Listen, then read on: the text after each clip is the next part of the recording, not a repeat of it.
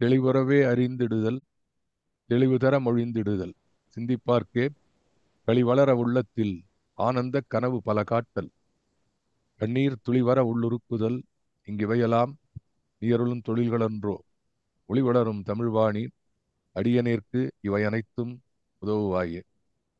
பேரன்பு மிக்க பாரதி அன்பர்களே, குவிகம் இலக்கிய அமைப்பு நடத்தி வருகின்ற மகாகவியின் மந்திர சொற்கள் என்ற இந்த தொடர் நிகழ்விலே இன்றைய தினம் 187வது தொடராக இந்த மாலையிலே இது மலர்கின்றது. வழக்கம் போல இங்கே ஜூம் அரங்கிலே என்னுடன் இணைந்திருக்கக்கூடிய அத்துணை நண்பர்களுக்கும், இதை யூடியூப் போன்ற தளத்திலே காணக்கூடிய நண்பர்களுக்கும், பின்னால் பதிவிலே காண இருக்கின்ற நண்பர்களுக்கும் ஆகிய அத்துணை பாரதி நெஞ்சங்களுக்கும் முதற்கண் எனது நன்றி கலந்த வணக்கங்களை உரித்தாக்கி மகிழ்கின்றேன். இன்றைய தினத்தை விட இன்றைய தினம் ஒரு மிக முக்கியமான தினம், சிறப்பான தினம். தினம் தினம் இருக்க வேண்டிய தினம்தான். ஆனாலும் அது மாறும்போது அதே சூரியன் தான், அதே உதயம்தான் என்றாலும் மனத்தில் இருக்கிற மகிழ்ச்சி அந்த சூரியன்ல ஏத்தி. அதுபோல என்னை பொறுத்தவரை இங்கே ஏற்கனவே கடந்து சென்ற இந்த 11 சென்னையிலே கிட்டத்தட்ட 13.5 மணி நேரம் தாண்டி அமெரிக்காவிலே என்னை வந்து அடைந்திருக்கிறது. ஆகவே இதை நான் கொண்டாடுகின்றேன். இது எனக்கு ஒரு வாய்ப்பு. இது காலையில வந்து ஒவ்வொரு நண்பர்கள் அங்கிருந்து எனக்கு வாட்ஸ்அப்பில் அப்புறம் வந்து வீடியோ பதிவை எனக்கு அனுப்பி கொண்டிருந்தார்கள். அதை பார்த்து ரசித்து மறுபடியும் நான் அதையே மறுபடியும் அசை போடுவதில் இங்கே அசை போட்டுக் கொண்டிருக்கிறேன். உங்கள் அத்துணை பேருக்கும் மிக்க நன்றி. கிட்டத்தட்ட நினைத்து பார்த்தால் 1970களிலிருந்து 70 கூட கொஞ்சம் அப்பதான் பேச ஆரம்பிச்சிருக்கேன். அந்த மாதிரி 80களிலே நான் தொடர்ந்து மேடையிலே பேச தொடங்கிவிட்டேன். இப்போ அந்த 80லேருந்து ஆரம்பிச்சா கூட ஒவ்வொரு டிசம்பர் 11ம் நான் பாரதியை பற்றி பேசிக் கொண்டிருக்கிறேன். அதுக்கு தடையே இல்லை. அந்த வாய்ப்பை அந்த மகா கவிஞன் எனக்கு கொடுத்திருக்கிறான். அது ரொம்ப மகிழ்ச்சியா இருக்கிறது. அதுபோல நாங்கள் ரொம்ப சிறிய அளவிலே ஆரம்பித்த வானவில் என்ற அந்த அமைப்பு மிகப்பெரிய அளவிலே இன்று 2019 வந்து மோடி அவர்கள் எங்களுடைய வானவில் அமைப்பு அங்கு திறந்து வைத்தார்கள் யூடியூப் மூலமாக. இதுல ஆகவே பாரதியை பார்க்கணும். ஆனா என்ன அப்படின்னா பாரதி வந்து இந்த இந்த பரபரப்பை எல்லாம் தாண்டி பாரதி வந்து ரொம்ப மிக முக்கியமானவன். அவனை பற்றி தினமணியில தமிழ் ஹிந்துல வந்து என்னுடைய நண்பர் ரவி சுப்பிரமணியம் எழுதியிருக்கிறார் பாரதியை பற்றி. இதுதான் பாரதி என்று ஒரு கட்டுரை, ரொம்ப அருமையான கட்டுரை. பாரதியினுடைய பல செய்திகள், அவருடைய வாழ்க்கையிலே நடந்த செய்திகளை சுட்டிக்காட்டி எழுதியிருக்கிறார். யாராவது எனக்கு வாட்ஸ்அப்ல தொடர்பு கொண்டால் அந்த கட்டுரை பதிவை நான் உங்களுக்கு அனுப்பி வைக்கிறேன். ஆகவே பாரதியை படிப்பது, பாரதியை பற்றி சிந்திப்பது இதெல்லாம் ஒரு மிகப்பெரிய மகிழ்ச்சி. காரணம், அவன் இந்த நாட்டுக்கு தேவையான மிக நல்ல செய்திகளை சொல்லிக் கொடுத்திருக்கிறான். இன்றைக்கு குறிப்பாக நான் ரொம்ப மகிழ்ச்சி அடைவது என்னுடைய இனிய கழுதகை நண்பர் ஏகேவி கம்பராமாயண செல்வர் ஏகே அவர்கள் இங்கே வந்திருக்கிறார்கள்.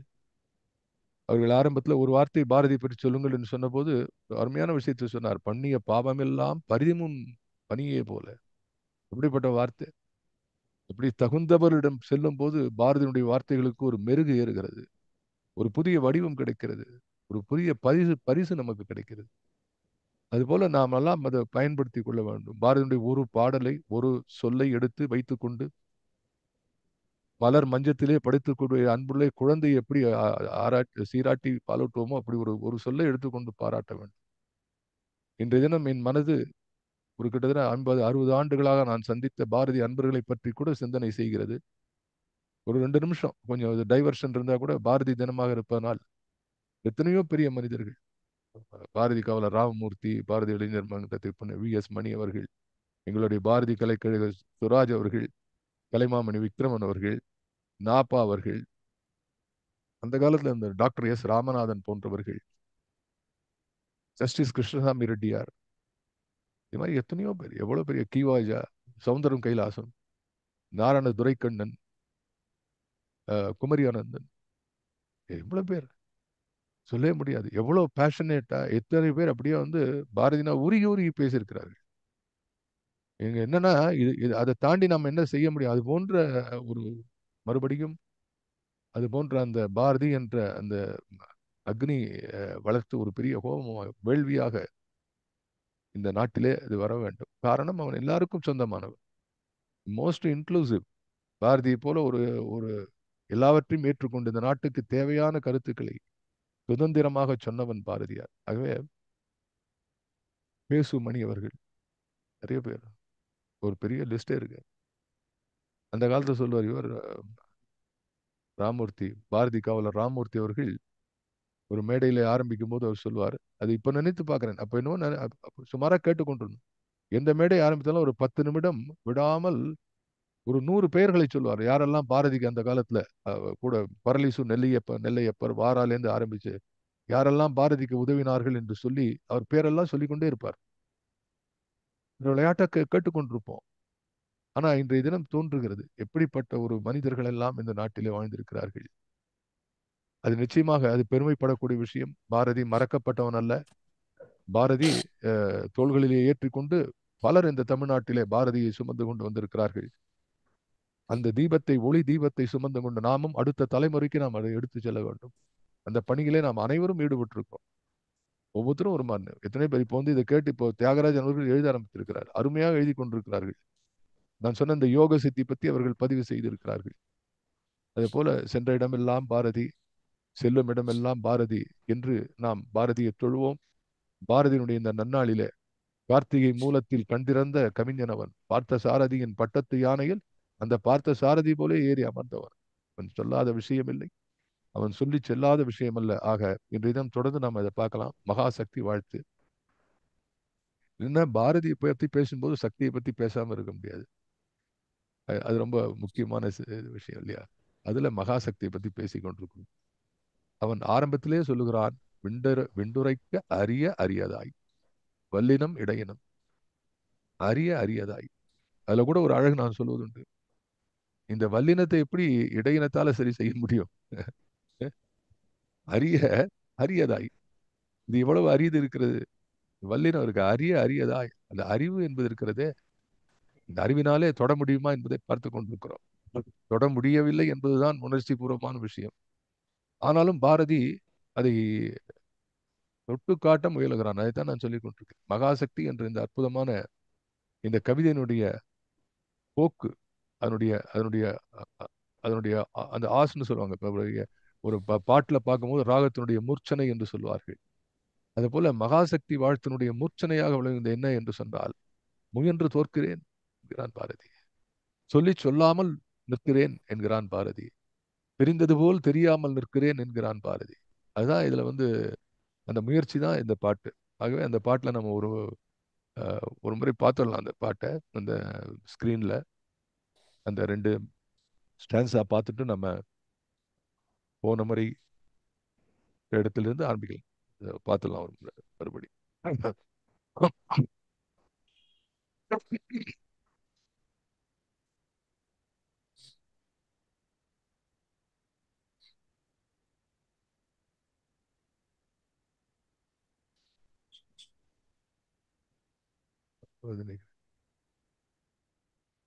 இதுக்கு முன்னாடி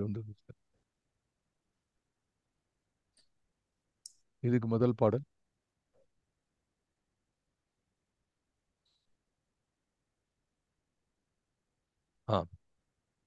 பருதி என்னும்ல இருந்து வச்சுக்கலாம். இதெல்லாம் பார்த்தாச்சு. இதான்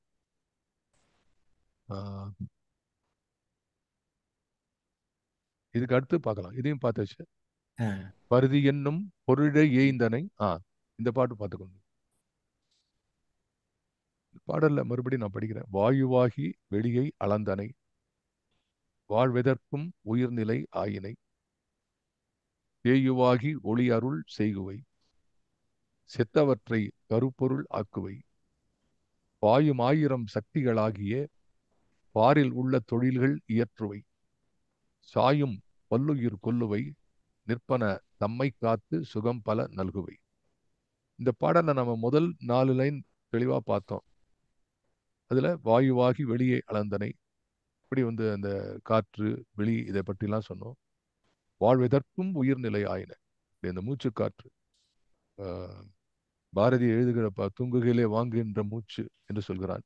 சுழிமாறி போனாலும் போச்சு என்று எழுதுகிறானே, அப்படிப்பட்ட அதை பற்றியெல்லாம் பேசணும். தேயுவாகி ஒளியருள் செய்குவை, செத்தவற்றை கருப்பொருளாக்குவை, the recreation. I was talking about bioenergetics. இதெல்லாம் நிறைய விஷயங்கள் நம்ம பேசினோம். மறுபடியும் நினைவிலே அதை கொள்ள வேண்டும்.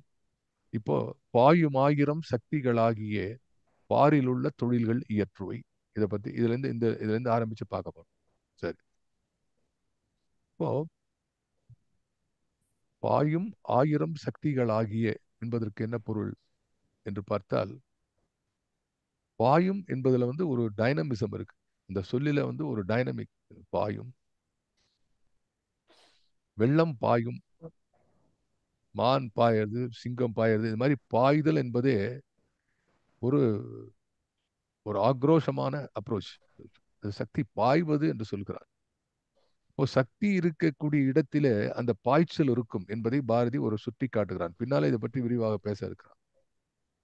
அதுல அவன் சொல்றான், பாயும் ஆயிரம் சக்திகள் ஆகிய. இதுல என்ன பாயும் ஆயிரம் சக்தி என்று என்ன சொல்கிறான்? இதுல என்ன ஒரு ஒரு ஒரு குறிப்புன்னா, ஒரு சக்தியை பத்தி பேச முடியலன்னு சொல்ற பாரதி ஆயிரம் சக்திகளை பற்றி பேசுகிறார். இன்றுரைக்க முடியலைங்கிறதால பாயும் ஆயிரம் சக்திகள் ஆகிய என்று சொல்லும்போது என்ன பொருள் என்று கேட்டால், இப்ப நமக்கு தெரிஞ்ச சக்தி. ஏன்னா இந்த பாட்டுல நம்ம தொடர்ந்து என்ன பார்த்து கொண்டு வருகிறோம்? பாரதியினுடைய ஆன்மீக செய்தி, இறை தத்துவமாக விளங்கக்கூடிய சக்தி என்பதை தாண்டி அவன் எப்படி இதை இந்த இந்த சமுதாயத்தோடும் இன்றைய அறிவியலோடும் தொடர்பு படுத்தி நமக்கு புரியும்படி எழுதுகிறார். அதுதான் ரொம்ப முக்கியமான செய்தி.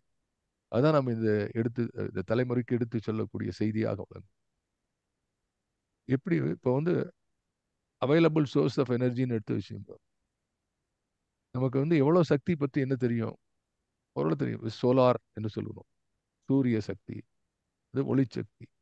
ரெண்டாவது ஃபாசில், அதாவது படிமத்திலிருந்து வரக்கூடிய அந்த படிம சக்தி என்று சொல்லணும். ஏற்கனவே படிந்து ஃபாசில் எனர்ஜி. அது போல ஃபாசில் இல்லாம இப்ப வந்து கட்டையெல்லாம் போட்டு எரிக்கிறோம். அதுல இருந்து ஒரு சக்தி வருது. பயாலஜிக்கல் பயோஃபியூல் என்று சொல்லுகிறோம். அதுல இருந்து ஒரு சக்தி. இது தவிர வந்து கெமிக்கல் எனர்ஜி, இது ரசாயனத்திலிருந்து வருகிறது.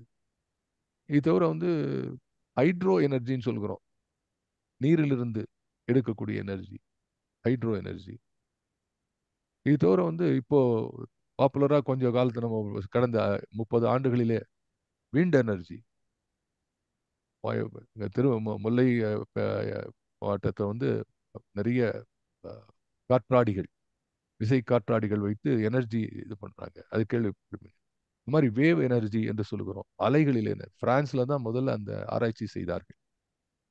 இப்படி சக்தியை பற்றி பலவிதமான கிட்டத்தட்ட ஒரு 10 விதமான சக்திகளை பற்றி நாம் அறிந்திருக்கிறோம். ஆனா பாரதி இங்க என்ன சொல்றான்? ஆயிரம் சக்திகள் ஆகியங்கிறான். இப்ப நான் இதை பொருத்தி பார்க்கிறேன். இப்போ இந்த சக்தி வகைகளை தாண்டி அந்த பாயக்கூடிய சக்தி எந்தெந்த வகையிலே இருக்கிறது என்பது கூட நமக்கு தெரியாது. அந்த அளவுக்கு அந்த சக்தியை என்ன செய்கிறான்? பாயும் சக்திகள் ஆகியே பாரிலுள்ள தொழில்கள் இயற்றுவை. அப்ப இதுதான் இந்த direct relation to the present டே. இப்ப பாரதி எங்க ஆரம்பிக்கிறான்?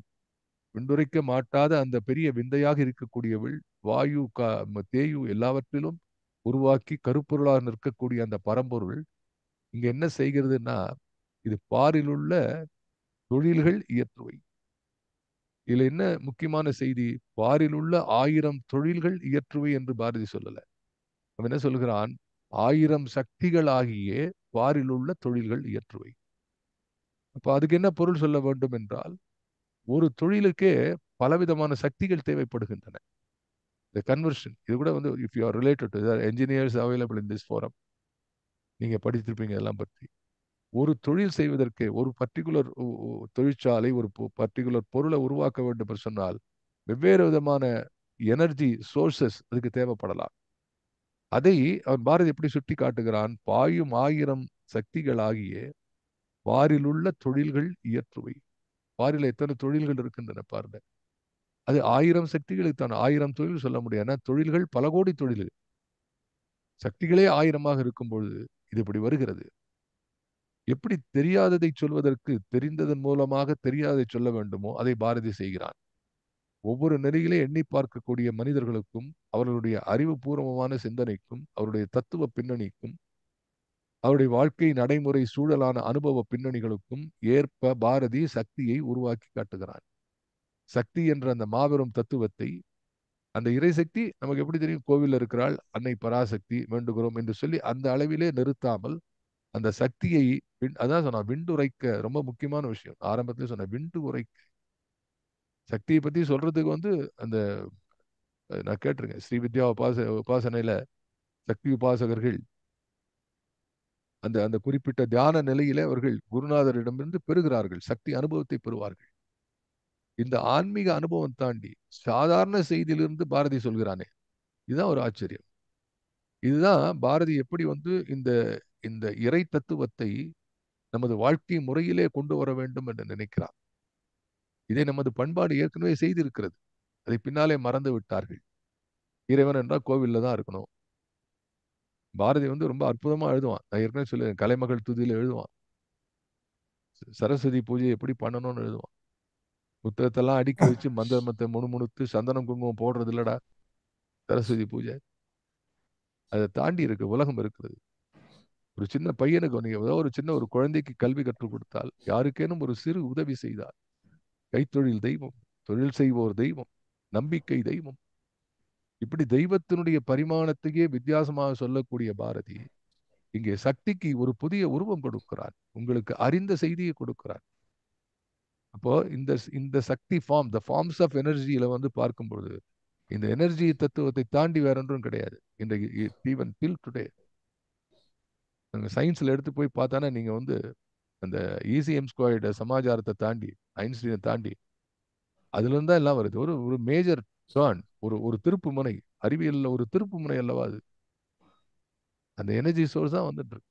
அப்போ அதை அப்படி இன்றைய தினம் இன்னும் பல நூறு ஆண்டுகளுக்கு பேசக்கூடிய அறிவியல் துறையிலே சக்தி என்ற செய்தியை, அதுதான் பராசக்தி என்கிறான் பாரதி. இப்போ 1920க்கு முன்னாடி.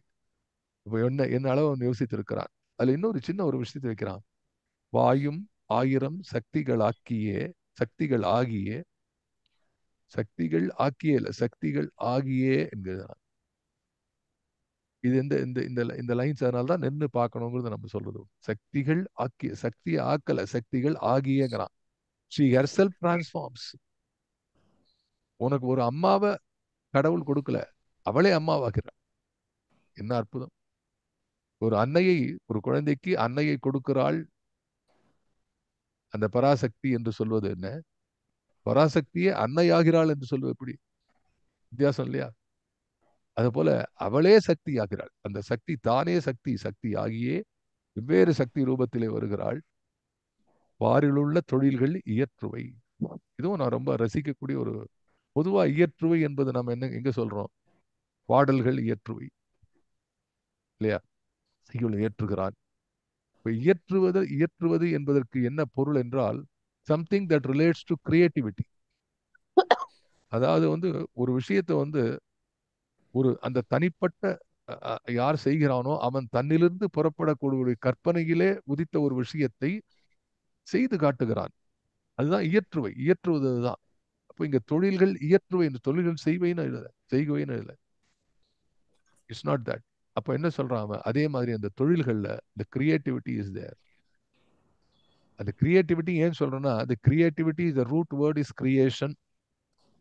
அந்த கிரியேஷன் என்பது இறைவனோடு சம்பந்தப்பட்டது. அதுதான் சக்தி. இப்போ இந்த every creation, unfortunately in industry we call it as production, we don't call it as creation, but every activity is only a creation என்பது பாரதியினுடைய செய்தி. எனவேதான் சொல்கிறான், பாயும் ஆயிரம் சக்திகளாகிய பாரில் உள்ள தொழில்கள் இயற்றுவை. இதுக்கப்புறம் இன்னும் ஒரு அருமையான இது சொல்லி பார்க்கறான். சொல்லி பார்த்துட்டு சரி சொன்னா புரியுறது எல்லாருக்கும், சக்தினா புரிஞ்சிருத்தா இல்ல, இன்னும் மேலும் சொல்லுகிறான். சாயும் பல்லுயிர் கொல்லுவை. சாயும் பல்லுயிர் கொல்லுவை. இதுக்கு என்ன பொருள்? ரொம்ப முக்கியமான செய்தி சொல்றாங்க. சாயும் பல்லுயிர் கொல்லுவை. நான் ஏற்கனவே சொல்லியிருக்கேன் உங்களுக்கு, பல முறை சொல்லியிருக்கேன். இந்த பல்லுயிர்கள் என்பதுல யாரும் ஒன்றும் கண்டுபிடிச்சதே கிடையாது. அறிவியல் வந்து ரொம்ப, நான் சொன்ன போன முறை சொன்னேன் கடலை பத்தி பேசும்போது, கடலை எவ்வளவு கடலை வந்து எத்தனை கடலை எங்க அந்த ஒரு காலத்துக்கு வாதியா இருந்தார் சொல்லு, நீ கடலை பார்த்திருக்கிறாயா சாப்பிட்டு இருக்கிறாயா என்று கேட்பார். கடலை. அது மாதிரி வந்து கடலை பத்தி நம்ம நம்ம பார்த்திருக்கோம், எல்லாருக்கும் தெரியும். According to today's value, you can refer to Google or whatever source you have. Only 95% தான் கண்டுபிடிச்சிருக்காங்க. 5 to 7% தான். 93% of the oceans components and அதனுடைய பேக்ரவுண்ட் இன்னும் கண்டுபிடிக்கல. அதனால நம்ம பார்க்கும்போது அந்த பேரண்டத்தை எப்படி சொல்லலாம் பாருங்க. நம்ம அப்படி சொன்னாதானே புரியும். எவ்வளவு பெருசு. சுவாமிஜி அவர்கள் அமெரிக்காவில் சென்ற போது ஒரு அருமையான சிறுகதை சொல்வார். சிகாகோல வந்து 1893 அதுல வந்து உங்களுக்கு தெரியும் அந்த பேருரை, அமெரிக்க நாட்டில் பேருரை. அங்க போகும்போது அவர் ஒரு இருக்கிற ஒரு முதல் ஒரு டாக் வந்து only about some 10 minutes something like that. அதுல ஒரு சிறுகதை சொல்கிறார். அந்த சிறுகதை என்னன்னா, ஒரு கணத்து உங்களுக்கு தெரியும், ஒரு கணத்துக்குள்ள ஒரு தவளை இருக்கு. கடல்ல இருந்து ஒரு தவளை அங்க வந்துடுறது. இது வந்து அவனை பார்த்து கேக்குது, என்ன எங்கேருந்து வர நீ? கடல். ஓஹோ. இப்படி ரெண்டு அந்த அந்த உள்ளுக்குள்ள இருந்து ரெண்டு ரெண்டு விரல காலை நீட்டி, இவ்வளவு பெருசு இருக்குமா? இல்ல ரொம்ப பெருசு. இவன் இன்னும் தாண்டுறது. அப்புறம் உடல்ல உப்பிக்கிறது. பண்ணி இவ்வளவு பெருசு இருக்குமா? அப்புறம் கடைசியா இங்கிருந்து லேசா பக்கத்துல அப்படி தாண்டறது, குதிக்கிறது. இவ்வளவு பெருசு இருக்குமா? கடலில் அந்த கடல் தவளை கைவிட்டு விட்டது. இதுக்கு சொல்லவே முடியாது. இது உடல் உப்பி செத்து போயிடுது, உடஞ்சு போயிடுது. ரெக்கார்ட் பண்ணிட்டேல அந்த சுவாமி ஏதோ முருகன் முருகன் திருப்புகழ் பாடலாம் இருக்கே. சரி, யாரும் மியூட் பண்ணிங்க யாருக்கு பேசினாலும். ஆகவே அந்த அந்த கிணற்று தவளை போல நாம் இருக்கிறோம் என்பதை பாரதி சுட்டி காட்டுகிறார். அது வந்து அது எதுக்காக வந்து சுவாமி விவேகானந்தர் சொன்னார் அப்படின்னா, இனி எவ்வளவுதான் சொன்னாலும் சொல்ல முடியாத ஒரு மிகப்பெரிய செல்வத்தை இந்த இந்திய மதம் இந்து மத தத்துவங்கள் கொண்டிருக்கிறது என்பதாக சொன்னார். அதுபோல இங்க ஒரு நிமிஷம்.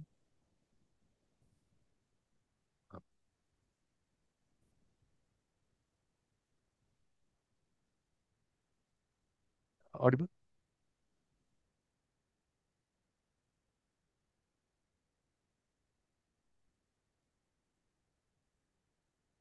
அந்த பேரண்டத்தில் இருக்கக்கூடிய அந்த விஷயத்தை பற்றி பாரதி பேசும்போது, இது சாயும் பல்லுயிர் கொல்லுவை என்று பேசுகிறார்.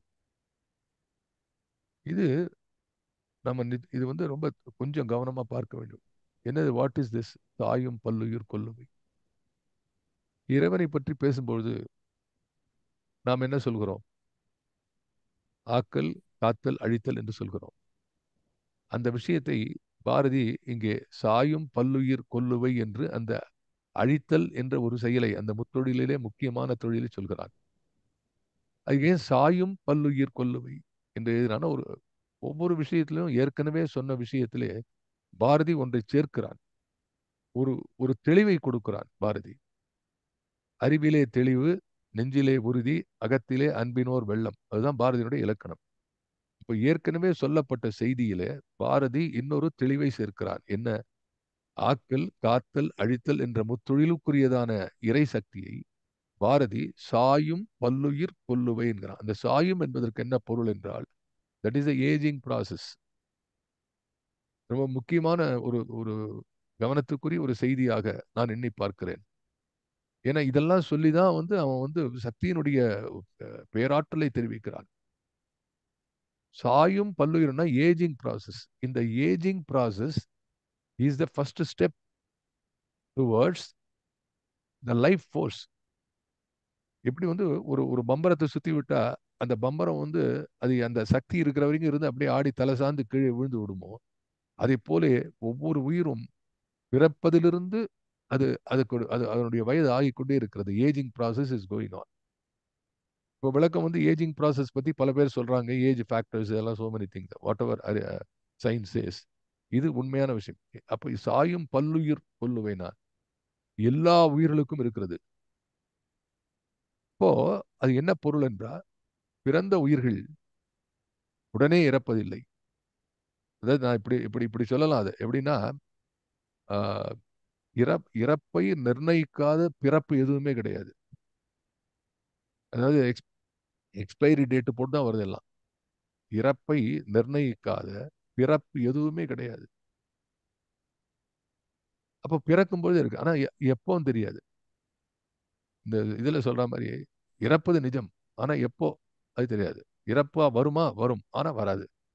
எப்போ வரும் தெரியாது.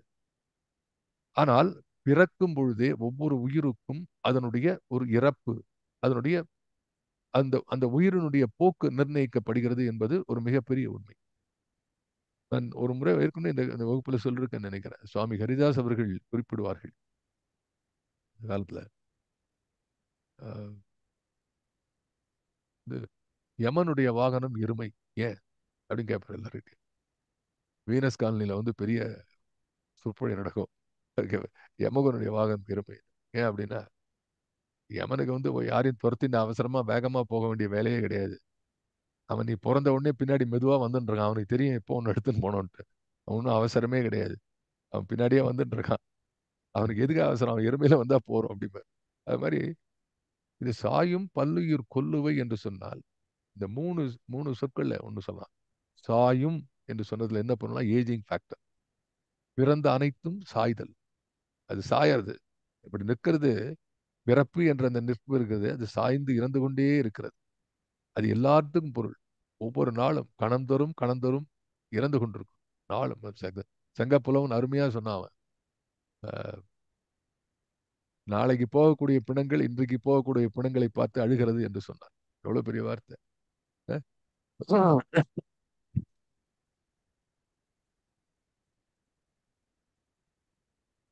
ஆகவே அந்த சாயும் பல்லுயிர், அதுக்கு என்ன பொருள்? எல்லா உயிரும் இருக்கிறது.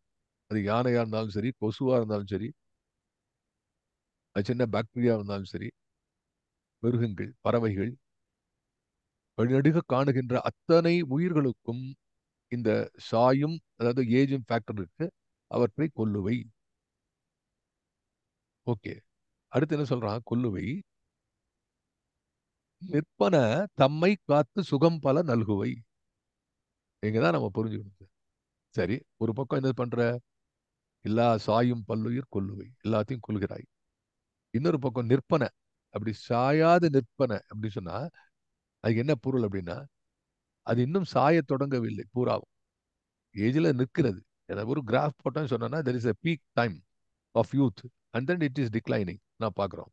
நிற்பன என்று சொன்னால் வாழ்க்கையிலே இன்னும் அந்த அந்த உயிர்ப்பு இருக்கக்கூடிய நிற்கக்கூடிய உயிர்கள் இருக்கின்றனவே, அந்த நிற்பன தம்மை காத்து அதுக்கு எல்லா போகத்தையும் கொடுக்கிறாய்.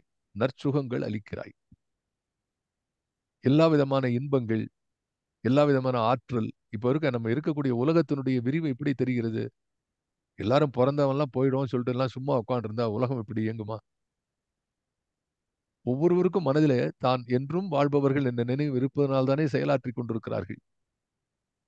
ஒரு நிமிஷம். அதாவது ஓஷோ ஒரு இடத்துல எழுதுகிறார். ரொம்ப அருமையான திங்கர் ஓஷோ. ஆன்மீக செய்திகளை தவிர சில இப்ப நீங்க ஒரு தரையில நடப்பதற்கு இப்ப வந்து இந்த டைல்ஸ் எல்லாம் இருக்கு. அதுல இருந்து ஒரு அளவு பார்த்துக்கலாம். ஒரு தரையில நீங்க நடக்கிறீர்கள். அது மேல போறீங்க. அதுக்கு எவ்வளவு இடம் தேவைப்படும்? ஒரு ஒரு அடி இருந்தா போறோம். இந்த ஒரு அடி ஒரு அடியில நீங்க நடக்க முடியும் குறுக்க.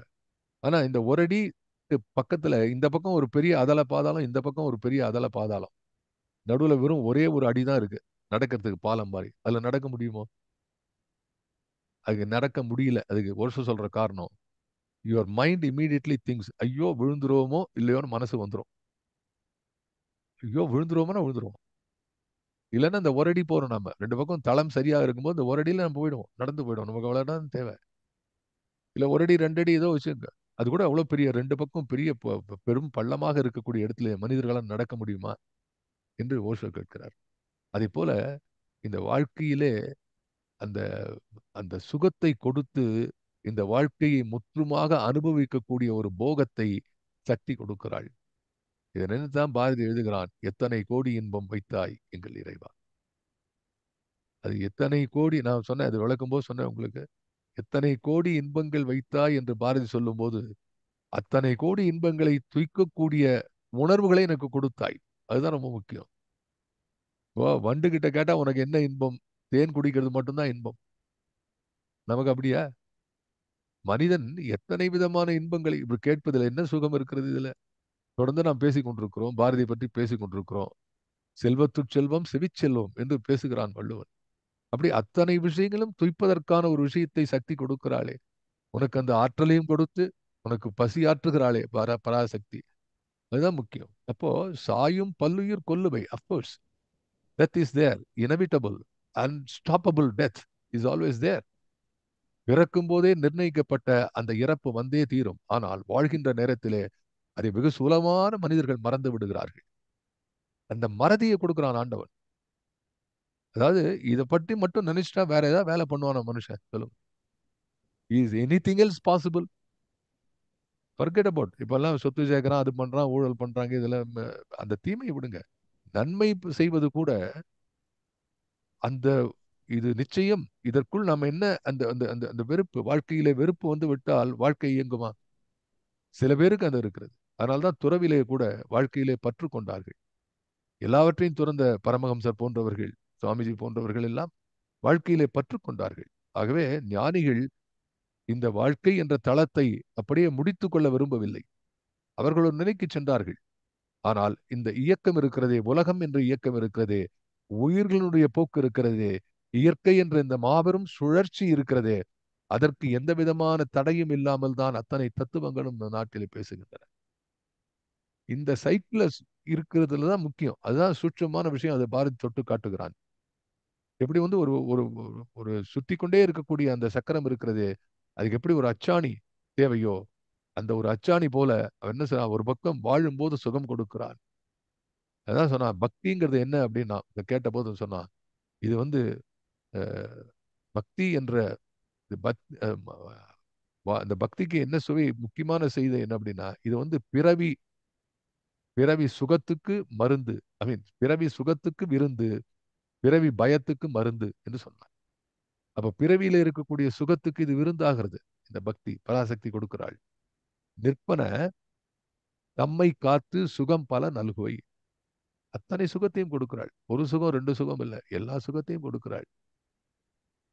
16 பேரு என்று சொல்லுகிறார்கள். அந்த 10 பேற்றையும் அளிக்கிறாளே, அது ரொம்ப முக்கியமான விஷயம். ஆகவே இந்த இந்த இதுல இருக்கக்கூடிய செய்தி என்ன என்று கேட்டா, இந்த பாடல்ல பாரதி எங்க ஆரம்பிக்கிறான்னா, வாயுவாகி வெளியை அளந்தனை. நீ என்ன செய்கிறாய்? வாயுவாகி வெளியே அளக்கிறாய்.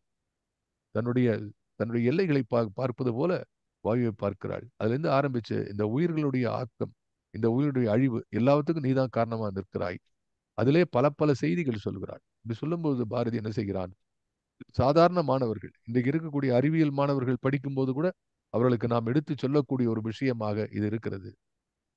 In fact I always use to say, the more that you read science, the more you understand spirituality and religion. இதுதான் பெரிய பெரிய சயின்டிஸ்ட் அந்த காலத்தையே எத்தனை பேர் சொல்லலாம். ஐன்ஸ்டீனோட ஒரு பெரிய பெரிய சயின்டிஸ்ட் இருக்க முடியாது. his ultimate words are that there is a God. இறை நம்பிக்கை இல்லாதவர்கள் பெரிய சயின்டிஸ்டா இந்த உலகத்துல இருந்ததே கிடையாது. ஆகவே அது இன்னொரு பக்கம், அந்த நம்பிக்கையை பற்றிய செய்தி, அது தேவையில்லை. ஆனா சக்தியை பற்றி சொல்லக்கூடிய பாரதி இதை சொல்றான். சரி, இது வரைக்கும் சொன்னானே, இதுக்கு அடுத்து என்ன சொல்றான்? இது அடுத்தது இன்னும் இந்த உலகத்தை விளக்குகிறான். இப்ப என்ன பண்றான், முதல்ல பாரதி ரொம்ப ஹை லெவல்ல ஸ்பிரிச்சுவல் லெவல்ல பேசுறான். மகாசக்தியை பற்றி பேசும்போது விண்டுரைக்க அந்த அரியதா இருக்கக்கூடிய நிலையை எப்படி சொல்லி வருகிறான் என்று பார்த்தால், முதல் பாடல்ல ஃபர்ஸ்ட் பாட்டு எடுத்த உடனே அவன் என்ன சொல்றான், அதுங்க அண்ட கோடிகள் நாம யாரா பார்த்துருக்கோமோ, ஒன்றும் பார்க்கல. அதுக்கப்புறம் மண்டலத்தை அணுவாக்கிங்கிறான். யாராவது மனசுல எடுத்து பார்க்கும், பிரம்மாண்டத்தை பத்தி பேசுகிறான். அதுக்கப்புறம் சொல்றான், நாடு காக்கும் தலைவனையும் ஒரு வீடு காக்கும் அன்னையும் குழந்தை அறிவது போல உன்னை நான் ஏற்றுக்கொண்டாலும் உன்னை பற்றி பேச முடியுமா என்று தன்னுடைய இயலாமையை சொல்லுகிறான். அடுத்துல வந்து நான் சொன்னது, முதல்ல சூரியன், அதுக்கப்புறம் மேகம், அதுக்கப்புறம் நீர், அதுக்கப்புறம் வாயு, அதுக்கப்புறம் அந்த உயிர்கள், அதுக்கப்புறம் அந்த உயிர்கள் உயிரோடு இருப்பவை, இறக்கக்கூடியவை, இப்படி கொஞ்சம் கொஞ்சமா காட்டி கொண்டு வந்து இப்போ அடுத்த ஸ்டான்ஸால இன்னும் உள்ளே செல்கிறான். அதை நாம் பார்க்கணும். அதை ஸ்கிரீன்ல பார்த்துடலாம்.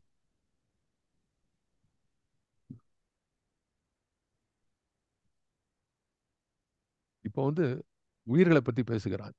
பேசி முடிச்சதுக்கு அப்புறம் சரி இங்குதான் சக்தி இருக்கிறாளா, இன்னும் எங்கெல்லாம் இருக்கிறாள் என்று தொட்டு காட்டுகிறார். இது இலக்கியத்துல வந்து ஒரு என்ன சொல்றது, இந்த பொதுவா வருணனை என்று சொல்லக்கூடிய விஷயமே எல்லா விஷயத்திலையும் தொட்டு காட்டுறது. அதுதான் வருணனை என்று பெயர். அது இலக்கியத்துல பல இதுல இருக்கு. ஒரு சாதாரண கதையிலிருந்து ஆரம்பிச்சு ஒரு சிறுகதை எழுதுறான்னா சிறுகதை என்ன நடந்ததுன்னு பத்தி எழுதுறான். தத்துவங்கள்லாம் அதை பற்றி விளக்கி எழுதுகிறார்கள். இப்படி ஒவ்வொரு இடத்துலையும் அதாவது இப்போ வந்து சொல்றது உண்டு. இப்போ சகஸ்ர நாமங்கள் இருக்குது.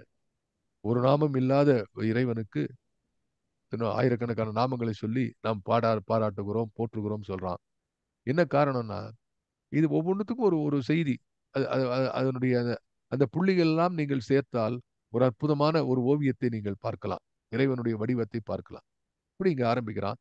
நிலத்தின் கீழ் பல் உலோகங்கள் ஆயினை, நீரின் கீழ் எண்ணிலா நிதி வைத்தனை, தலத்தின் மீது மலைகளும் நதிகளும் சாரும் காடும் சுனைகளும் ஆயினை, குலத்தில் எண்ணற்ற பூண்டு பயிரினம் கூட்டி வைத்து பல நலம் துய்த்தனை, குலத்தை இட்டு இங்கு உயிர்கள் செய்தாய் அன்னே, போற்றி போற்றி நினதருள் போற்றியே. இந்த கடைசி லைன் இருக்க, போற்றி போற்றி நினதருள் போற்றியேன்னு அப்படியே அவன் பொங்கி பாடுறதுக்கு காரணம் மேல இருக்கிறத படிக்கணும். மேல இருக்கிறது கரெக்டா புரிஞ்சுட்டானா பாரதி இல்ல அதை ஃப்ரீயா விட்டுருந்தானே நீங்களே அப்படிதான் எழுதிருப்பீங்க. ஏன்னா இந்த அளவு இந்த உலகத்துல இருக்கக்கூடிய செய்திகளை சொல்லி காட்டுகிறான். இது வந்து பாரதிக்கே ஒரு கை வந்த கலையாக நான் நினைக்கிறேன். காரணம் அவன் வாழ்ந்த நூற்றாண்டை தாண்டி அவன் எண்ணி பார்த்தவன். தன் நூற்றாண்டிலே தன் பக்கத்திலே வாழ்ந்த நிலையில இருக்கக்கூடிய அத்தனை அறிவையும் பெற்றவன். இது எப்படி பாசிபிலிட்டி ஒண்ணுமே புரியல. ரொம்ப ஆச்சரியமா இருக்கிறது. இந்த இந்த பர்டிகுலர் ஸ்டான்ஸா இருக்க, இந்த ஸ்டான்ஸா வந்து ஒரு பயாலஜிக்கல் சயின்டிஸ்ட் தான் எழுதியிருக்க முடியும். ஒரு மெட்டீரியல் சயின்டிஸ்ட் தான் எழுதியிருக்க முடியும். இது வந்து இதெல்லாம் வந்து எப்படி பாரதி எங்கிருந்து கற்றுக்கொண்டான் என்று ஒன்றும் புரியவே இல்லை. ஆகவே இப்ப முதல்ல பார்க்கும்பொழுது நிலத்தின் கீழ் பல் உலோகங்கள் ஆயினை ஒரு ஸ்டேட்மெண்ட். இதுல ஒரு ஸ்டேட்மெண்ட் என்ன முக்கியமான விஷயம் அப்படின்னா, அத்தனை உலோகங்கள் இன்றைக்கு உலோகம் என்று சொல்லக்கூடிய அத்தனை உலோகங்களும் நிலத்தின் கீழ் தான் இருக்கின்றன. It's general statement. இது எப்படி சார் பாரதிக்கு தெரிஞ்சது? ஆச்சரியமான விஷயம். சில பேர் சந்தேகம் இருக்கும் இல்லையா, இவன் நம்ம மேல வந்து கையில இரும்பு வெள்ளி தங்கம் எல்லாத்தையும் மேல தானே வச்சுட்டு இருக்கோம். இதனுடைய ஆரிஜின் எங்க இருக்கு? என்னுடைய தாது பொருள் எங்க இருக்கு? It is not on earth surface but it is in earths crust என்று சொல்வார்கள். மெட்டலர்ஜி படிச்சவங்களுக்கு தெரியும். அத்தனை மெட்டல்ஸ். இன்றைக்கு ஒரு புதிய கேள்வி எழுந்திருக்கிறது. ஒருத்தர் கேட்கறாங்க, கோரால ஒருத்தர் கேட்கறான், இந்த நம்ம உலகத்துல இருக்கக்கூடிய உலோகங்கள் இரும்பு இதெல்லாம் வந்து தீர்ந்து போயிடுச்சுன்னா என்ன பண்ணுவோம் அப்படின்னு. அது வந்து எழுதிருக்காங்க. அதுல ஒன்றும் தீர்ந்தே போகாதப்பா, கவலையே படாது. இருக்கிற உலோகத்துல இப்போ வந்து 10% கூட யூஸ் பண்ணல. இன்னும் 10,000 வருஷத்துக்கு இந்த உலோகங்கள் அவைலபிளா இருக்கு. ரெண்டாவது உபயோகிச்ச உலோகம் நம்ம மறுபடியும் மண்ணுல தான் போடுறோம். அது யாரும் சாப்பிடுறது இல்லை. சாப்பிட்டாலும் அது வந்து இஃப் இட் இஸ் பயோடிகிரேடபிள் போய் சேரும். இப்ப எந்த அளவு ஒரு நாலேஜபிள் பாரதி நான் பார்க்கிறேன். நிலத்தின் கீழ் பல் உலோகங்கள் ஆயினை. இதுல இந்த உண்மையை பாரதி எப்படி தெரிஞ்சுனா? பாரதியுடைய வாழ்க்கையில போய் படிச்சு பார்த்தேன். இது எப்படி பாரதி வேத ரிஷிகளுடைய கதையை பத்தி எழுதியிருக்கிறான். உபரிடங்கள் படித்திருக்கிறான், சாஸ்திரங்கள் படித்திருக்கிறான், சித்தர்களை பற்றி படித்திருக்கிறான், நாட்டை பற்றி படித்திருக்கிறான், மனிதர்களை பற்றி படித்திருக்கிறான். பல்வேறு கிட்டத்தட்ட 14 உலக நாடுகளை பற்றி பாரதி எழுதியிருக்கிறான். அன்றாடம் நடக்கக்கூடிய அரசியல் ராஜரீக விஷயங்களை பற்றி எழுதியிருக்கிறான். நம்ம தேசிய தலைவர்களை பற்றி படித்திருக்கிறான். ஒவ்வொருத்தரை பற்றி ஆழ்ந்து படித்திருக்கிறான். சாதாரண விஷயம் இல்லை. இதெல்லாம் தாண்டி இந்த அறிவியல் செய்தியார் படிச்சு வச்சிருக்கான். How it is possible? அப்போ பராசக்தியை பற்றி யாருக்கெல்லாம் சொல்ல வேண்டும் என்று நினைத்து பார்த்திருக்கிறான். அதை நீங்க யோசிச்சு பார்க்கணும். இதை சாதாரண ஒரு வரியா தாண்டக்கூடாது. அதுக்குதான் நான் வந்து திரும்ப திரும்ப சொல்றேன்.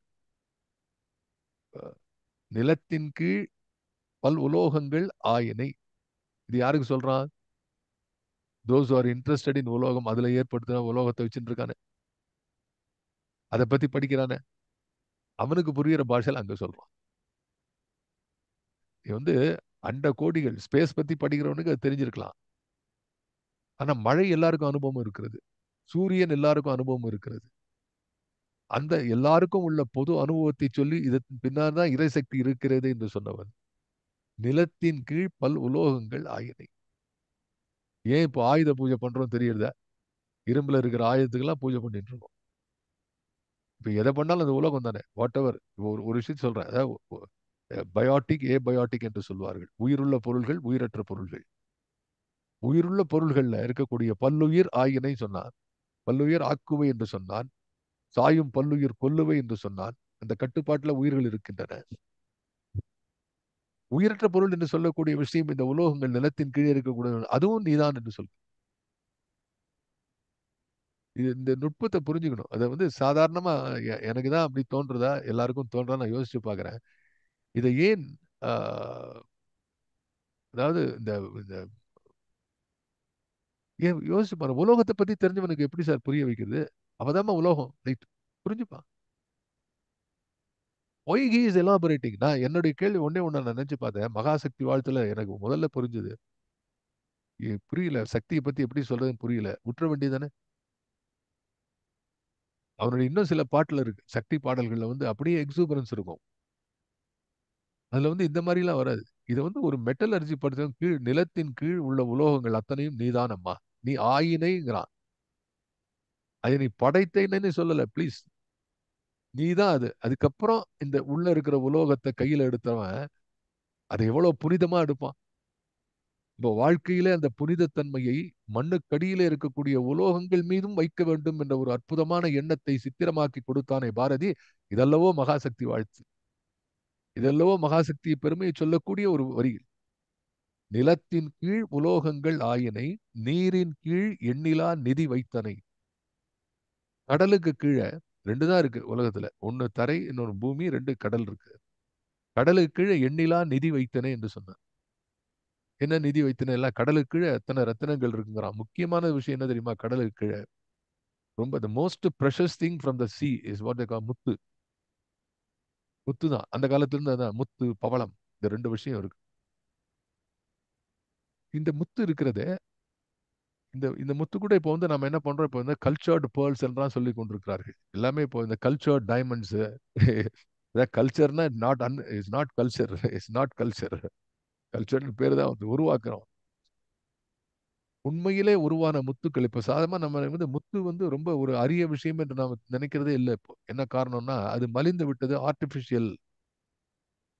எந்த விதமான வெளியிலிருந்து வரக்கூடிய இடையூறும் இல்லாமல் அந்த சிப்பி என்ற அந்த உயிரினம் இருக்கிறதே, அந்த உயிரினத்தின் வயிற்றுக்குள்ளே ஒரு முத்து, ஒரு உறுத்தலினால் வரக்கூடியது. அந்த கருக்கு பின்னாடி ஒரு உறுத்தல் இருக்கிறது. அந்த உறுத்தல் இருக்கிறது, அதை அதை வந்து அதை தூண்டி விடுகிறதே, அது செயற்கையாக செய்கிறார்கள். அது இயற்கையாக நிகழ்ந்து அது அந்த மாதிரி ஒரு முத்து வரும்போது இப்போ பார்க்கும்போது நீங்க வந்து அப்படி திறந்துனா உள்ளுக்குள்ள அப்படியே முத்து முத்தா கிடக்கும். நிறைய இருக்கு டிஃப்ரெண்ட் திங்ஸ். அது வெளியில வர்றது அவ்வளவு கஷ்டமா இருக்கும். அதனால்தான் முத்து என்பதை எவ்வளவு பெருசா வைத்தார்கள். நம்ம தமிழ்நாட்டிலே சங்க இலக்கியங்கள்லாம் பேசும்போது முத்து பற்றி பேசும். பிள்ளை தமிழ்ல பாடும்போது பகழி கூத்தர்வர்கள் எழுதுவார்கள், எங்கெல்லாம் முத்துங்கள் விளைகின்றன. முத்துக்கள் அதாவது யானையினுடைய மத்தகத்திலே இருக்கக்கூடிய அந்த மத நீரிலே வரக்கூடிய முத்து, பனியிலே இருக்கக்கூடிய முத்துன்னு கிட்டவரை ஒரு 10 முத்து சொல்லி, இத்தனை முத்துக்கு இணையாகுமோ முருகா உன் முத்தங்கள் என்று, முருகா உன்னுடைய முத்தத்துக்கு இது இணையாகுமா என்று அவர் பாடுவார். அப்படி இந்த முத்தம் தருகவே என்று பிள்ளை தமிழ்ல இருக்கக்கூடிய அழகு இருக்கிறதே, அப்படிப்பட்ட அழகு. அப்படி இந்த முத்து இருக்கிறது. அதுல இன்னொரு முக்கியமான செய்தி, ஏன் முத்து? இப்போ வந்து ஞானசம்பந்த பெருமானுக்கு வந்து இறைவன் முத்து பல்லக்கு கொடுத்தான் இல்லையா? முத்து பல்லக்கு கொடுத்தான், சிவிகை முத்து சிவிகை கொடுத்தான், முத்து மாலை கொடுத்தான்ங்கிறார். என்ன பொருள் அப்படின்னா, மற்ற இந்த ரத்தினங்கள் இதெல்லாம் வைரம் எல்லாத்தையும் வந்து பாலிஷ் பண்ணணும். அது அப்படியே வந்து இதுவா இருக்கும். அதை வந்து இடத்துல எடுக்கும்போது அதை மண்டெல்லாம் தட்டி பாலிஷ் பண்ணி எல்லாம் பண்ணணும். இந்த முத்து மட்டும் அப்படியே ஒன்றும் இல்லை. அது முத்தை ஒன்றும் பாலிஷே பண்ண மாட்டான். அந்த முத்து எடுத்து இப்படி தொடச்சா கொடுத்தா போறோம்.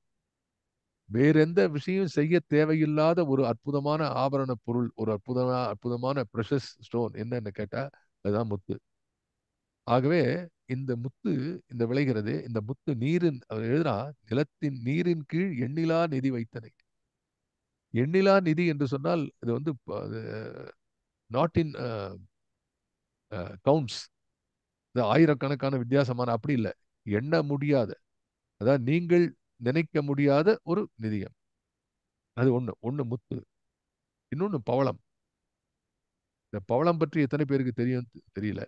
ஒரு காலத்துல வந்து கிட்டத்தட்ட ஒரு ஒரு 50 ஒரு 100 ஆண்டுகளுக்கு முன் வரை அறிவியல் உலகிலே பவளம் என்பது இது வந்து ஒரு ஒரு தாவரமா, ஒரு விலங்கினமா என்று தெரியாமல் இருந்தார்கள்.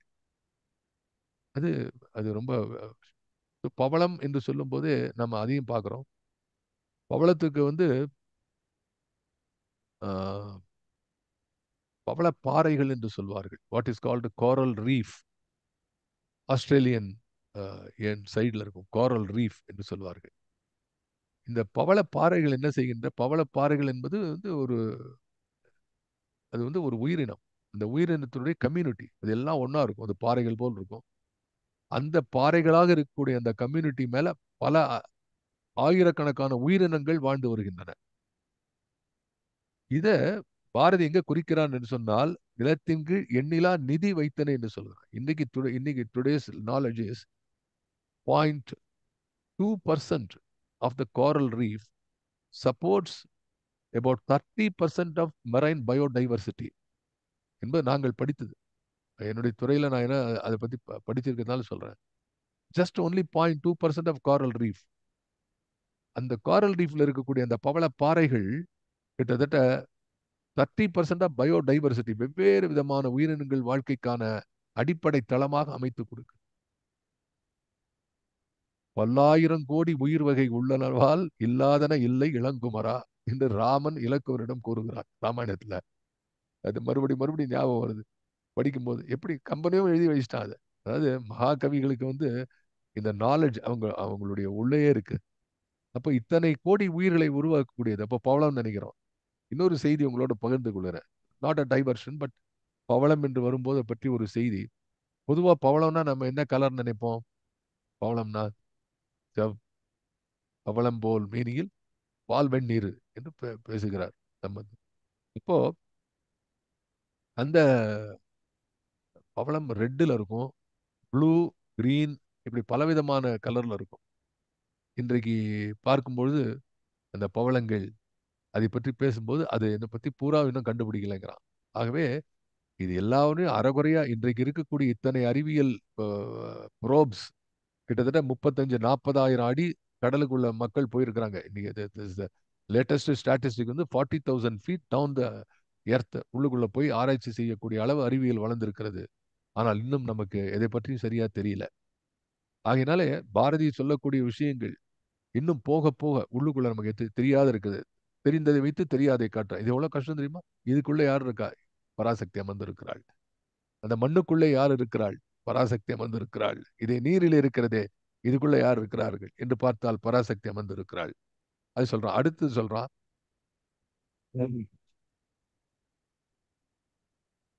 தலத்தின் மீது மலையும் நதிகளும் காரும் காடும் சுனைகளும் ஆயினை. எகெயின் நீங்க பார்க்க வேண்டிய விஷயம் வந்து நீ ஆயினை என்று சொல்லலாம். அதை வைத்தாய், அதை படைத்தாய் என்று சொல்லல.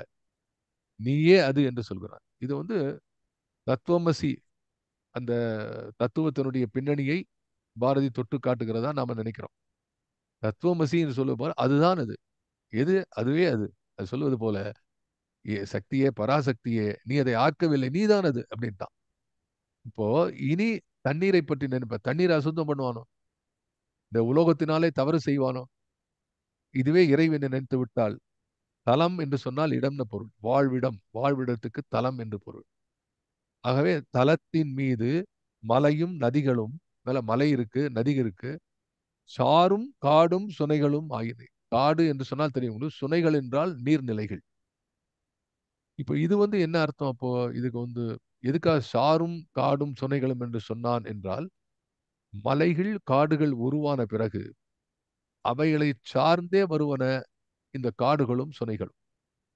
மலை நதி ரெண்டும் இல்லைன்னா காடே உருவாகாது. அத்தனை அடர்த்தியான மரங்களும் அத்தனை விலங்குகளும் வாழ வேண்டும் என்று சொன்னால் அதற்கான அந்த மேடு பள்ளம் அது அது அது, அஹ், ஒரே பரப்பாக இருக்கக்கூடிய தரையில் இருக்கு. அது மாதிரி நதிகள் உற்பத்தி ஆகக்கூடிய இடங்களிலிருந்து வெவ்வேறு இடங்களிலே அது வரும்பொழுது it becomes a lot of ecosystem different. இப்போ அதுவே சார்ந்து அப்ப என்ன பொருள்? தலத்தின் மீது மலையும் நதிகளும் சாரும் காடும் சுனைகளும் ஆயினை. வாழிடத்தின் மீது நீ மலையாக ஆயினாய், நதியாக இருக்கிறாய், அதை சார்ந்த காடும் சுனைகளும் ஆகிய அனைத்தும் சக்தியாக நீ இருக்கிறாய். அடுத்து என்ன சொல்றான்? குலத்தில் எண்ணற்ற பூண்டு பயிரினம் ஊட்டி வைத்து பல நலம் துய்த்தனை. இங்க ஒரு சின்ன விஷயம் அதுல குறிப்பே எழுதுகிறார்கள். பாரதி அந்த குறிப்பு எழுதுவான். துய்த்தனை என்று சொல்லும்போது அம்மா நீ அனுபவிக்கிறாய் என்ற பொருள் அங்க வந்துடக்கூடாது. துய்த்தனைன்னா எங்களோட சேர்ந்து நீயும் துய்க்கிறாய். இப்ப நம்மிலே சக்தி இருக்கிறாள். அதாவது குழந்தை சாப்பிட்டா அம்மாவுக்கு சாப்பிட்ட மாதிரி பின்னாடி ஆடி ஆடி போய் அந்த குழந்தைக்கு வந்து இதை காட்டி அதை காட்டி அந்த 1, 2, 3 வயசு இருக்கக்கூடிய குழந்தைகளை சாப்பிட வைக்கிறதுங்கிறது வந்து அவ்வளவு பெரிய பெரும்பாடு. அது பின்னாடி ஓடி ஓடி போய் அம்மா கை வலிக்கும் கால் வலிக்கும் காத்தாலேருந்து சாப்பிட்டுருக்க மாட்டா. ஆனா அந்த குழந்தை சாப்பிட்டு போதுமான்னு சொல்லும்போது இவள் வயிறு நிறைந்து விடும். அந்த அன்னையினுடைய அந்த உள்ளத்தை பராசக்தி கொண்டிருக்கிறாள் என்ற ஒரு அற்புதத்தை இங்கே என்ன செய்கிறான்? அவன் காட்டுகிறான். குலத்தில் எண்ணற்ற பூண்டு பயிரினம். இதுவும் நான் ரொம்ப ரசித்தேன். குலத்தில் என்று எழுதுகிறான். என்ன சாய்ஸ் வேர்ட்! இன்னைக்கு வந்து நான் என்னதான் சொல்றேன், பூரா பூரா அறிவியல் தெரிந்தவர்களுக்கு இதுதான் பராசக்தி என்று எடுத்து சொல்லக்கூடிய ஒரு ஸ்டான்ஸா இது. ஏன்னா நீங்க மறுபடியும் அதை வந்து கடைசியில நான் அடுத்த வாரத்துல நான் தொகுத்து சொல்வேன். ஒவ்வொரு நிலையிலே இருக்கக்கூடியவர்களுக்கு ஒவ்வொரு ஸ்டான்ஸா ஒதுக்கி அதன் மூலமாக பராசக்தி யார் என்று காட்ட முயற்சி செய்து வென்றானா தோற்றானா என்று அப்புறம் தான் பார்க்கணும். அடுத்த வாரம் தான் பார்க்க முடியும். ஆகவே அதை விளக்கி கொண்டிருக்கிறான். இப்ப என்ன சொல்றான் பாருங்க, குலத்தில் ஸ்பீஷிஸ் ஒவ்வொன்றும் ஒரு குலம். இப்ப நாங்க வந்து இந்த இனம், இது வாழை இனம், இது தென்னை இனம், இது வந்து இந்த இனம், இது விலங்கினம், இது தாவர இனம் என்றெல்லாம் இனம் பிரித்து சொல்கிறோமே. அப்படி குலத்தில் எண்ணற்ற பூண்டு பயிரினம் கூட்டி வைத்து பல நலம் துய்த்தனை. இது வந்து உங்களுக்கு வந்து ஒரு இதெல்லாம் பாரதி படிச்சிருக்கான். பாரதி சிவபுராணம் பேசுகிறது. புல்லாகி பூடாய் புழுவாய் புல்லாகி பூடாய் புழுவாய் மரமாகி பல்விருகமாகி பறவையாய் பாம்பாகி கல்லாய் மனிதராய் பேயாய் கணங்களாய் வல் அசுரராகி முனிவராய் தேவராய் எல்லா நின்ற இத்தாவர சங்கமத்துள் எல்லா பிறப்பும் பிறந்திழைத்தேன் என்று பேசுகிறார். சிவபுராணத்துல திருவாசகத்துல மாணிக்கவாச பெருமான் பேசுகிறார். அதுல எழுதுறார் பாருங்க. புல்லாகி பூடாய், பூடுனா பூண்டு, புல்லு பூண்டு அப்படிங்கிற என்ன? புல்லு பூண்டுக்கெல்லாம் ஏன் சொல்றாங்க சார்? அது ஒண்ணு சொல்லிடுறேன், இப்ப ஞாபகம் இருக்கு. புல்லாகி பூண்டோடு உழைப்பான்பா. அவனை பூண்டோட எதிரினா பூண்டோட அழிடாமா. அது என்ன பூண்டு? அது சாதாரண துளியோண்டு. இது அது பெரிய ஆலமரம் மாதிரி பெருசு இல்லை. அதுல என்ன பொருள் அப்படின்னா, அந்த பூண்டு என்பதற்கு அதனுடைய வேர்கள் கீழே முண்டு மாதிரி இருக்கும். அதுல வேர் முடிச்சுகளாக முண்டுகள் கீழே இருக்கும். அதனுடைய அந்த வெளியில இருக்கக்கூடியது அழித்தாலும் உள்ளே இருக்கக்கூடியதுல இருந்து மேல வரும், மறுபடியும் துளித்து விழும். அது அவ்வளவு சீக்கிரத்தை எடுக்க முடியாது. அப்படி இந்த பிறவியில வந்து பிறவி செய்த பாவங்கள் எப்படி அந்த மறுபடி முளைத்து வரக்கூடியதோ அதை போல இந்த பாவத்தினாலே மனிதர்கள் கர்ம வினையினாலே மேலே வந்து கொண்டே இருக்கிறார்கள். மறுபடி பிறப்பு எய்தி கொண்டே இருக்கிறார்கள். இறப்புக்கும் தன்னைத்தானே உணவாக கொடுத்து வந்து அந்த சுழற்சியில சிக்கி கொண்டு வெளிவரும். ரங்கராட்டனம், குழந்தை போய் ரங்கராட்டத்தை ஆடுறது, சுத்துறதை பார்க்கறது, பார்க்ல பீச்சில் வச்சிருக்கான் போய் விளையாடுறது. அது சுத்தின்ண்டே இருக்கும்போது ஆஹா ரொம்ப அருமையா இருக்கு, 2 சுத்து 3 சுத்து. நிக்காது சுத்தின்னு இருந்தா தலை சுத்துமே, அதுல இருந்து இறங்க வேண்டாமா? அப்படி இந்த ரங்கராட்டனம் போல இந்த பிறப்பென்ற சூழல் சுத்தி கொண்டே இருக்கிறதே, அதிலிருந்து விடைபெற வேண்டாமா என்று இந்த ஞானிகள் எல்லாம் எண்ணி பார்த்தார்கள். அப்படி புல்லாகி பூடாகி பல்விருகமாகி எத்தனை கோடிக்கணக்கான உயிரினங்கள், அத்தனை உயிரினங்கள் நீங்க பார்த்தீங்கன்னா உங்களுக்கு வந்து ஒரு ஒரு நிமிஷம் அதை யோசிக்கணும். அதாவது இந்த ரூமினேஷன் என்று சொல்வார்கள் ஆங்கிலத்துல. ரொம்ப ரொம்ப இந்த முக்கியமான poetry, especially poetry and great stories, இதெல்லாம் படிக்கும்போது சில வரிகளை கேட்டு இந்த ரூமினேட் எண்ணிப்பார், கண்களை மூடிக்கொண்டு எண்ணி பார்க்கணும். எத்தனை உயிரினம் இருக்கு, நமக்கு எவ்வளவு தெரியும்? யோசிச்சு பார்க்கலாம். ஏல எவ்வளவு இருக்கு? ஏல இருந்து ஆரம்பிங்க, ஏ பி சொல்லி சொல்லி பாருங்க. இந்த ஸ்கூல் குழந்தைகள் சொன்ன மாதிரி ஏ ஃபார் ஆப்பிள் மாதிரி ஒன்று சொல்லி பார்த்தேன். எவ்வளவு போய்க்கொண்டே இருக்கிறது. அதை சொல்கிறான் பாரதி. குலத்தில் எண்ணற்ற பூண்டு பயிரினம் கூட்டி வைத்து பல நலன் துய்த்தனை. இப்ப என்ன ஆறுது? நிலம், நீர் ஆகிய இரண்டுக்கு கீழே பல வைத்தாய். நிலத்துக்கு கீழே இருக்கிறத சொல்றான், நீருக்கு கீழே இருக்கிறதை சொல்கிறான், நிலத்துக்கு மேலே இருக்கக்கூடிய நீர் நிலையினாகிய நதிகளை சொல்கிறான், சுனைகளை சொல்கிறான், அதற்கு மேலே உள்ள பயிரினங்களை சொல்கிறான், புல் பூண்டு வகைராக்கள் போன்ற 1000 கோடி இருக்கக்கூடிய இந்த மலர்களை எல்லாம் பற்றி பேசுகிறான். அதுக்கப்புறம் சொன்னா, புலத்தை மீட்கிங்கு உயிர்கள் செய்தாய். இந்த புலம் என்று சொன்னால் இந்த இடம், இந்த புலம், இந்த தளத்துல இதுல என்ன சொல்றான்? இது எல்லாத்தையும் ஒரு இடத்துல கூட்டி வைத்து, அதாவது what again in science we talk about ecosystem என்று சொல்லுவோம். அது ஒரு இடத்துல எல்லாத்தையும் கூட்டி வச்சிருக்கான். ஒரு இடத்துல ஒரு உயிர் இருக்குன்னு சொன்னா அங்க வந்து பல்லாயிரம் விதமான உயிர்கள் இருக்கின்றன, ஒன்றல்ல. ஒரு மனுஷ உடம்புக்குள்ளே பல விதமான உயிர்கள் இருக்கின்றன. நூற்றுக்கணக்கான நுண்ணுயிர்கள் உட்கார்ந்துருக்கு. புலத்தை இட்டு இங்கு உயிர்கள் செய்தாய். இது கொஞ்சம் டீப் திங்கிங்ல இருக்கணும். அதாவது இந்த இந்த வித்தியாசமான உயிர்களை படைத்து அதன் மூலமாக புதிய உயிர்களை படைக்கிறாய். அதுதான் பொருள் அதுக்கு. மறுபடியும் அதை படிக்கிறேன். குலத்தில் எண்ணற்ற பூண்டு பயிரினம் கூட்டி வைத்து பல நலம் துய்த்தனை. அதாவது பல நலம் நீயாக அமைந்தாய். புலத்தை இட்டிங்கு உயிர்கள் செய்தாய்.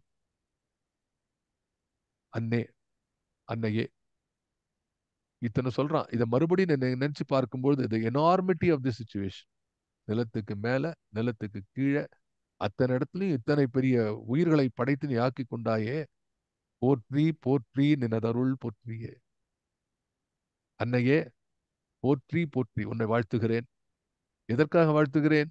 நினதருள் போற்றி. இத்தனை செய்கிறாயே, இதனுடைய பின்னணி என்ன? நீ பெரிய சக்தி படைத்தவள் என்று காட்டுவதற்கா?